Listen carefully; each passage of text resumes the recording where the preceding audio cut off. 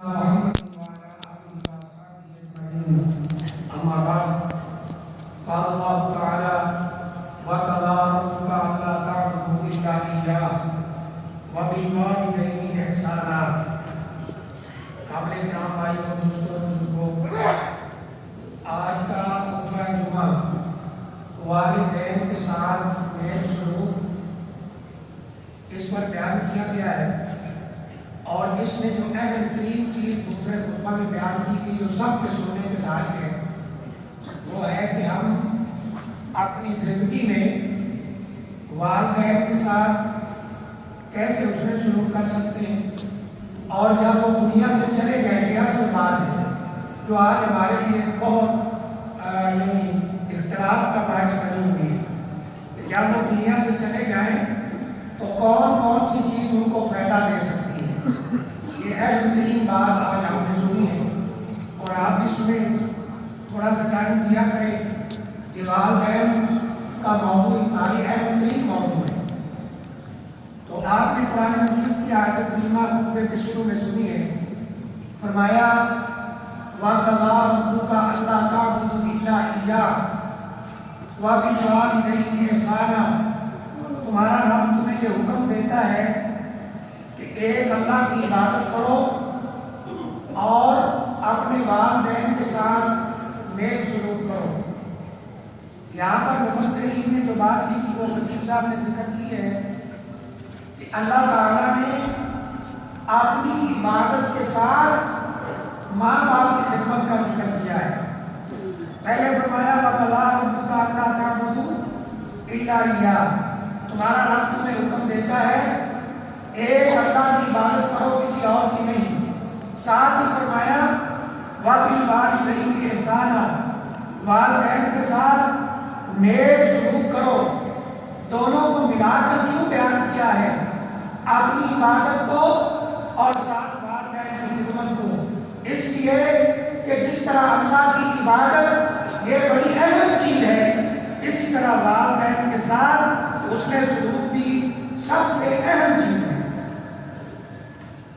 پھر آپ نے ایک بات سنی ہے کہ اللہ تعالیٰ نے انسانوں پر اپنے کچھ حق رکھے ہیں، نماز، روزہ، حج، زکوٰۃ، عبادات ہم صرف اللہ کے لیے کرتے ہیں کہ اللہ خوش ہو جائے۔ اسی طرح لوگوں کے حق بھی اللہ نے رکھے ہیں ہمارے اوپر، جیسے آپ سن رہے تھے کہ والدین کا حق ہے، بھائی کا بھائی پر حق ہے، استاد کا شاگرد پہ حق ہے، اور ماں کا اولاد پہ حق ہے، خاوند کا بیوی پہ حق ہے، بیوی کا خاوند پہ حق ہے۔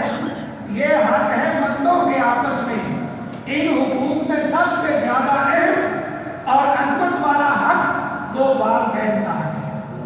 عبادات میں اللہ نے سب سے بڑا حق اپنا ذکر کیا کہ میرے علاوہ کسی کی عبادت نہ کرو، اور حقوق العباد میں بندوں کے حق میں سب سے بڑا حق اللہ تعالیٰ نے جو ذکر کیا ہے وہ والدین کے ساتھ اس نے سلوک کرنا ہے۔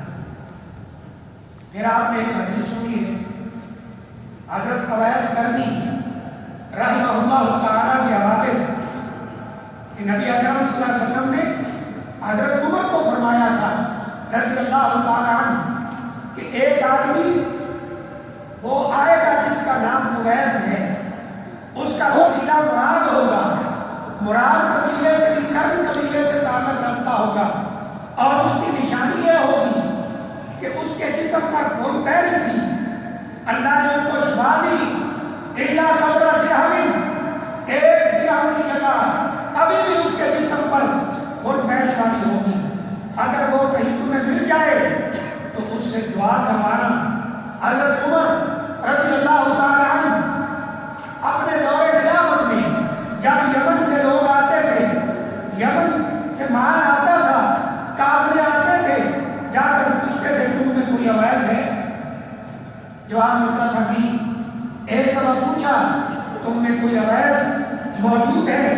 کہاں موجود ہے؟ کہا کرن قبیلے مراد قبیلے کے ہو؟ کہا ہاں مراد قبیلے کا ہو۔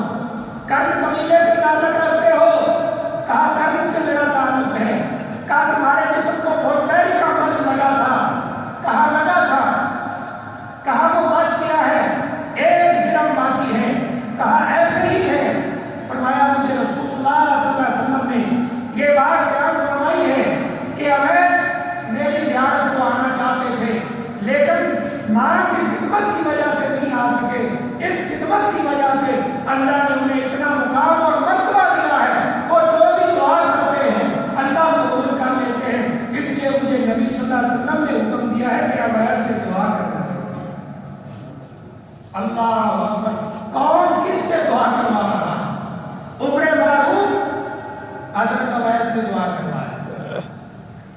اور خطیب صاحب نے بات نہیں بتائی، یہاں ایک 100 پوائنٹ میں عرض کرنا چاہتا ہوں۔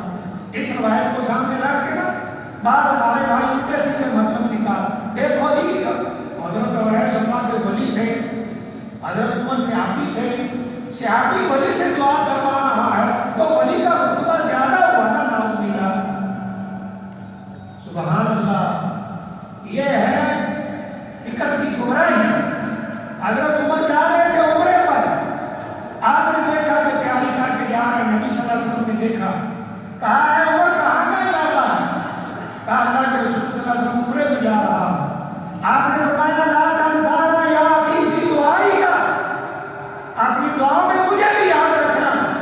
وقت کا نبی اپنے امتی سے کہہ رہا ہے مجھے دعاؤں میں یاد رکھنا۔ اس سے یہ ثابت نہیں ہوتا کہ کوئی افضل آدمی اگر مفضول آدمی کو دعا کا کہہ دے تو وہ افضل ہو جاتا ہے، ایسا نہیں ہوتا۔ پوری کائنات میں افضل محمد رسول اللہ صلی اللہ علیہ وسلم ہے، جو امام الانبیاء ہیں، جو خاتم النبیین ہیں، جو شافی البشر ہیں، وہ حضرت عمر رضی اللہ تعالیٰ عنہ کو کہہ رہے ہیں ہمیں اپنی دعاؤں میں یاد رکھنا۔ اس سے یہ کبھی ثابت نہیں ہوگا کہ حضرت عمر رضی اللہ تعالیٰ عنہ کا مقام رتبہ نبی صلی اللہ علیہ وسلم سے بڑھ گیا ہے۔ ایسے کہا تھا ان کے بارے میں جو جھوٹ مشہور کیے گئے حضرت اویس کا بھی ایک جھوٹ یہ بھی ہے کہ جی انہیں پتہ چلا نبی صلی اللہ علیہ وسلم کے احد میں دانت شہید ہو گئے تھے تو انہوں نے اپنے دانت توڑ دیے، 2 توڑ دیے، تو پھر انہیں خیال آیا کہ جو میں نے توڑے ہیں پتہ نہیں نبی صلی اللہ علیہ وسلم کے یہ تھے یا کوئی اور تھے، انہوں نے اگلے 2 بھی توڑ دیے۔ پھر خیال آیا کہ پتہ نہیں یہ بھی تھے کہ نہیں تھے، ایسے کرتے کرتے سارے دانت ہی توڑ دیے نبی صلی اللہ علیہ وسلم کی محبت۔ ماشاءاللہ یہ تعریف ہو رہی ہے اللہ کے نیک بندوں۔ حضرت اویس کے بارے میں جو حدیث آتی ہے صرف اتنی ہے جو آپ نے کتابیں کو سن لی، اور یہ جھوٹ ہے صاف لوگوں کی ذات کی طرف۔ اچھا میں نے بھائی سے کہا ایسے کرے وہ جی 2 توڑ دیے، 4 توڑ دیے، تو سارے توڑ دیے، تو میں نے کہا تم تو کہتے ہو ولیوں کو زمین آسمان کی خبریں ہوتی ہیں، انہیں یہ بھی پتہ نہیں چلا نبی صلی اللہ علیہ وسلم کے دانت ٹوٹے کون سے تھے، کون سے دانت شہید ہوئے تھے، انہیں یہ بھی پتہ نہیں چلا ولی تمہارے عقیدے کے مطابق ولی زمین آسمان کی خبریں رکھتا ہے، لیکن اسے یہ بھی پتہ نہیں چلا کہ دانت شہید کون سے ہوئے۔ جھوٹ جھوٹ ہی ہوتا ہے، جھوٹ کے کوئی کام ساتھ نہیں ہوتا۔ خیر یہ ضروری سی بات میں نے عرض کر دی۔ پھر دوسری آپ نے حدیث سنی ہے کہ 3 لوگ، حدیث لمبی ہے، 3 لوگ سفر میں تھے اور وہ غار کے اندر پھنس گئے۔ غار کے دروازے پر ایسا بڑا پتھر آ گیا جس کو ہلانے کی طاقت نہیں تھی۔ انہوں نے کہا آپ پھنس گئے، اندر ہے، باہر لوگ کیسے کسی کو اطلاع کریں، اندر سے آواز تو باہر نہیں جاتی، اور ویسے بھی سفر میں تھے، یہ نہیں تھا کہ لوگ باہر سے گزر رہے ہوں اندر سے آواز لے کوئی نہ کوئی سن لے۔ تو کہا آپ ایک ہی یاد ہے، اپنے نیک اعمال کو یاد کرو اور اللہ سے وہ نیک اعمال ذکر کر کے دعا کرو کہ یا اللہ ہمیں اس مصیبت سے نجات دے۔ تو ان میں 3 لوگ تھے، ایک نے یہ کہا تھا یا اللہ میرا یہ عمل زندگی کا رہا کہ میں جب جانور چرا کر واپس رات کو گھر آتا تھا، میرے بچے اور میرے ماں باپ ایک ہی گھر میں رہتے تھے، میں ماں باپ کو پہلے دودھ پلاتا تھا اور بچوں کو بعد میں۔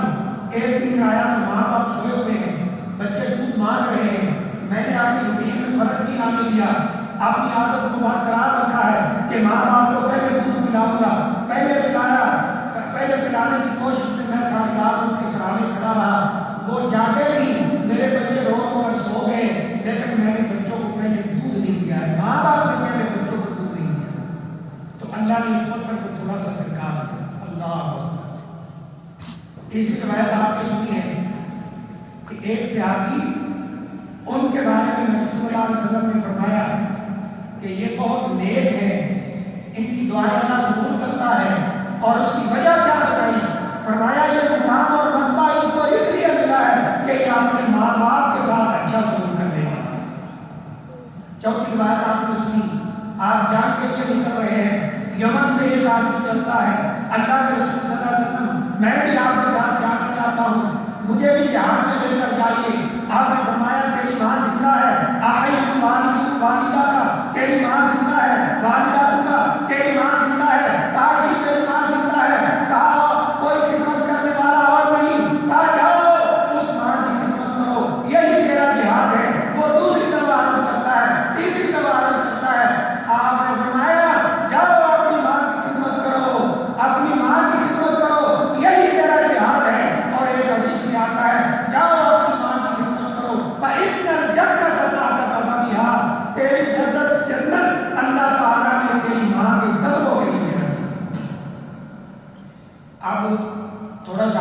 میں دیر بعد میں جا کر دیتے ہیں کہ ہمارا والدین کے ساتھ یہی سلوک ہے، والدین کے ساتھ ہم یہی سلوک کرتے ہیں، اتنا مقام مرتبہ ماں باپ کو دیتے ہیں، تو بہت افسوسناک نتیجہ سامنے آتا ہے۔ سب کی بات نہیں ہے، بہت اچھے لوگ بھی اچھا سلوک کرنے والے۔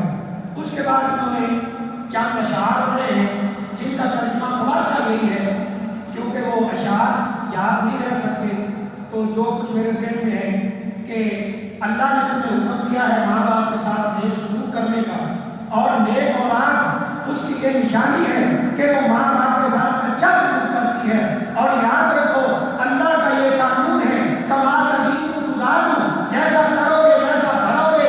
آج اگر ماں باپ کے ساتھ اچھا سلوک کرو گے، تمہاری اولاد تمہارے ساتھ اچھا سلوک کرے گی، اور اگر آج ماں باپ کے ساتھ برا سلوک کرو گے تو یاد رکھو تمہاری اولاد بھی تمہارے ساتھ اچھا سلوک نہیں کرے گی، وہ بھی تمہارے ساتھ برا سلوک کرے گی۔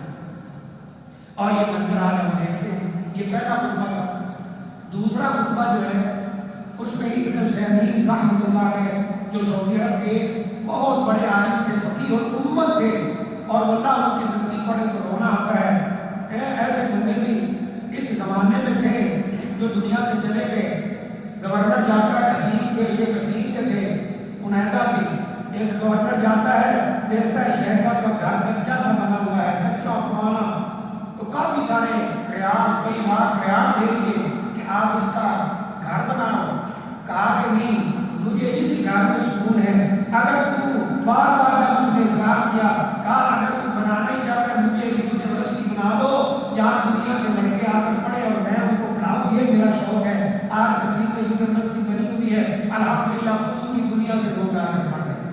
اللہ اکبر۔ یہ ابن عثیمین رحمۃ اللہ نے ان کی بات، ان سے بات شروع کی۔ کہا ان سے پوچھا گیا اگر والدین زندہ ہو تو ان کے ساتھ کیسے اس میں سلوک ہو سکتا ہے، دنیا سے چلے جائیں کیسے اس میں سلوک ہو سکتا ہے؟ فرمایا اگر زندہ ہو ان کے پاس بیٹھو، ان سے باتیں کرو، ورنہ اگر بوڑھے ماں باپ، کوئی ماں باپ ہے، دادا دادی ہے، ان کے پاس بیٹھ جائیں، ان کی بات سن لیں، اس سے کام صاحب میں حوصلہ مل جاتا ہے کہ ہمارا پوتا، ہمارا بیٹا ہمارے پاس بیٹھا ہے، ان سے باتیں کریں، ان کو ٹائم دیں۔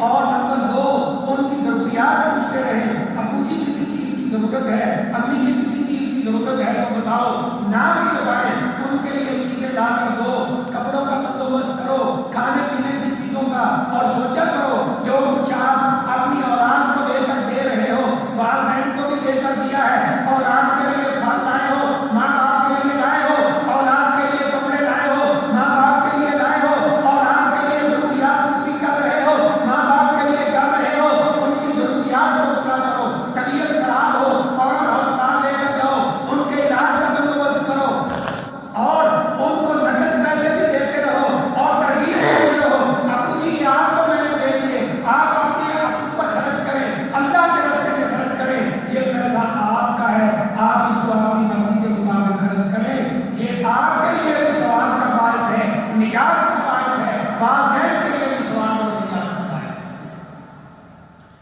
یہ ایک بات تھی۔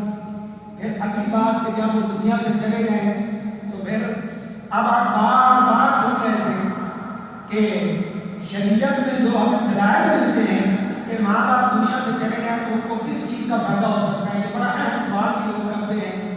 تو ایک حدیث آپ نے سنی مسلم کی، اذا مات ابن آدم انقطع عمله الا من ثلاث، اگر دنیا سے بندہ چلا جائے اس کے سارے اعمال ختم ہو جاتے ہیں، 3 عمل صرف باقی رہتے ہیں، قبر میں بھی اسے فائدہ ملتا ہے، الا من صدقۃ جاریہ، انسان اپنی زندگی میں صدقہ جاریہ کر گیا ہو۔ صدقہ جاریہ کیا ہو سکتا ہے کہ آپ دنیا سے چلے گئے، لوگ اس سے فائدہ اٹھا رہے ہیں، آپ نے کوئی کنواں کھدوایا ہے، کوئی پانی کا بندوبست کر دیا ہے، مسجد بنوا دی ہے، مسجد میں پنکھا لگوایا ہے، اسپیکر کا بندوبست کیا ہے، مسجد کی ضروریات میں سے ایسی ضرورت پوری کرتی ہے جو آپ کے جانے کے بعد بھی مسجد میں کام آ رہی ہے، آپ قبر میں ہیں، اللہ تعالیٰ آپ کو اس کا ثواب ادا کر رہا ہے۔ کسی یتیم بچے کو پڑھا دے اور اللہ کے لیے یہ انگریزی نظام نہیں، اسے دین سکھائیں، دین پڑھائیں، یہ بڑی عجیب سی بات لوگوں کو لگتی ہے، لیکن حقیقت یہی ہے کہ دین ہی اصل تعلیم ہے۔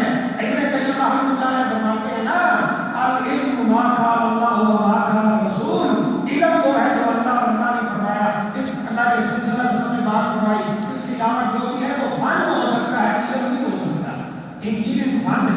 سے روزی کماتے ہیں، ڈرائیونگ فنڈ ہے، روزی کماتے ہیں، یہ سارے تو اصل علم یہ ہے، علم سکھاؤ، وہ عالم بنے گا، لوگوں کو دین سکھائے گا، آپ دنیا سے چلے بھی گئے، آپ کو ثواب ملتا ہے۔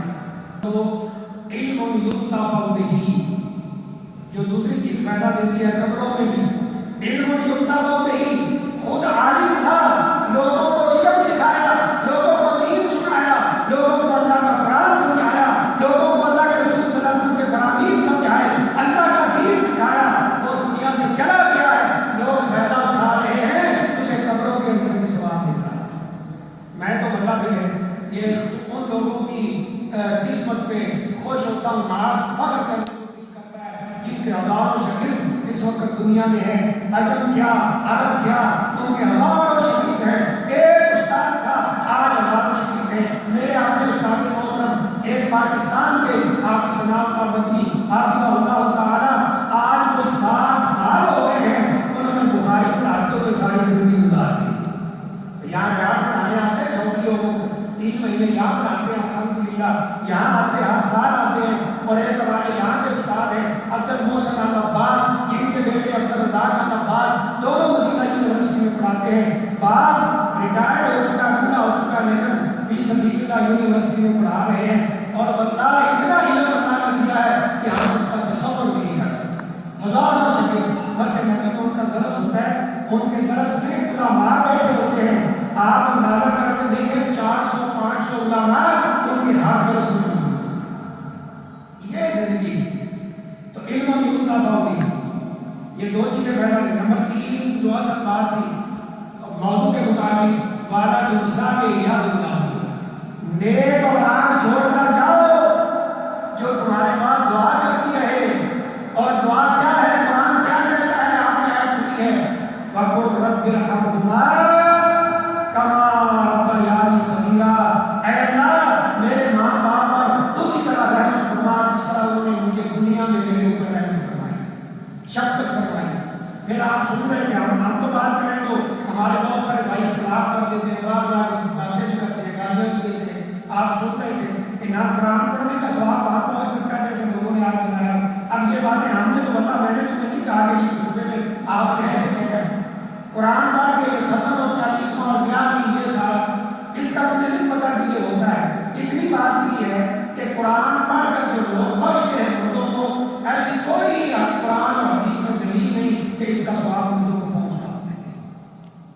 ایک نمبر 2، کہا بعض لوگ ان کے نام پہ طواف کرتے ہیں، طواف کا ثواب کوئی دلیل نہیں ملتی کہ طواف مردہ کے لیے کرے تو اس کو ثواب پہنچتا ہے۔ نمبر 3، ان کے نام پہ لوگ رکھتے پڑھتے ہیں، 2 نمازیں پڑھتے ہیں، ایسی کوئی دلیل نہیں ہے کہ نمازوں کا ثواب نہیں پہنچتا۔ یہ بات ایک انہوں نے نہیں کی، میں آپ کو سمجھانے کے لیے کرتا ہوں، اللہ کرے آپ سمجھ آ گئے۔ ہم جتنی باتیں کرتے ہیں اس کی 3 قسمیں ہیں، کتنی میرے بھائی؟ 3۔ دوبارہ بولیں گے کتنی؟ 3۔ ایک ہے زبانی، جو زبان سے ہوتی ہے، کچھ باتیں ہیں کہ جو زبان سے ہوتی ہیں، مثلا کوئی بتائیں گے کوئی زبان سے جو ہم عبادت کرتے ہیں، بتائیے۔ اذان دیتے ہیں، اذان اور ذکر کرنا، تسبیح، تلاوت قرآن، ذکر اذکار، استغفار، درود شریف، دعا، سارے زبان سے کرتے ہیں نہیں؟ سب زبان سے کرتے ہیں۔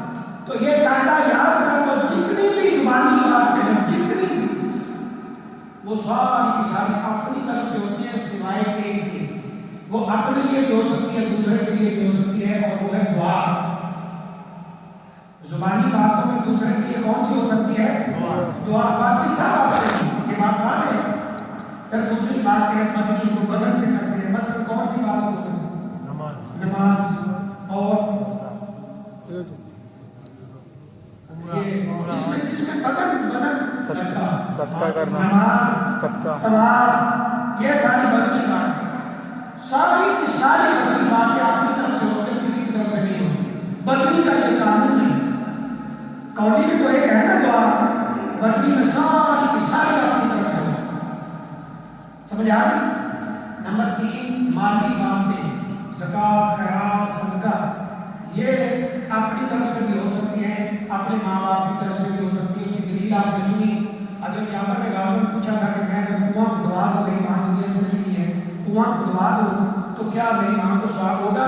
نبی کریم صلی اللہ علیہ وسلم نے فرمایا ہاں، اگر تو اس نیت سے کنواں کھدوائے گا اللہ کو خوش کرنے کے لیے کہ تیری ماں کو ثواب پہنچے تو اس کا ثواب تیری ماں کو پہنچے گا۔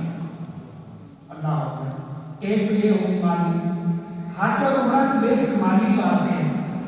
ہم تو یہاں رہتے ہیں نا ماشاءاللہ، یہاں 70-80 ہزار چلے جاتے ہیں، لیکن جو باہر سے آتے ہیں مال خرچ کرنا پڑتا ہے کہ نہیں؟ اصل میں مالی عبادت ہے عمرہ، اس لیے عمرہ بھی کسی کی طرف سے ہو سکتا ہے، حج بھی ہو سکتا ہے، فوج سلام کی طرف سے بشرطے کہ آپ نے اپنا پہلے حج و عمرہ کیا ہوا۔ صحیح؟ ایک عورت نبی صلی اللہ علیہ وسلم کے پاس آئی، کہا میرے باپ کے اوپر حج تھا، وہ نہیں کر سکا، فوت ہو گیا، حج فرض تھا، تو نبی صلی اللہ علیہ وسلم نے اس سے سوال کر دیا، یہ بتاؤ لوگوں کے پیسے تیرے باپ نے دینا تو دیتی کہ نہیں دیتی؟